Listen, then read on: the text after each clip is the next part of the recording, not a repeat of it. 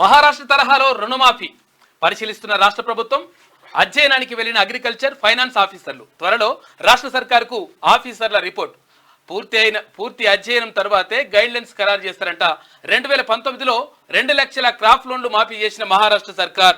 అయితే మహారాష్ట్ర సర్కార్ ఎట్లా చేసింది ఏం కథ దానిపైన అధ్యయనం చేయడానికి ఇక్కడ నుంచి ఆఫీసర్లు వెళ్ళిరంట.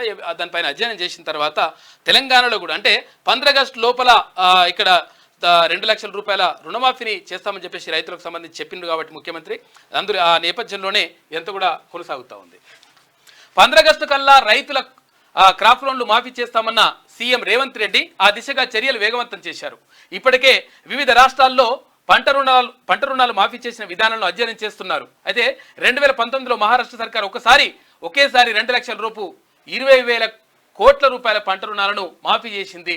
ఎట్లా చేసింది ఏం కథ ఎక్కడి నుంచి పైసలు ఇచ్చింది ఏం కథ అనే దానిపైన అధ్యయనం చేస్తున్నట. దాన్ని దృష్టిలో ఉంచుకొని ఒకవేళ ఆ కోవలోనే ఆ తరహాలోనే ఇక్కడ కూడా చేయాలని చెప్పేసి భావిస్తా ఉంది తెలంగాణ.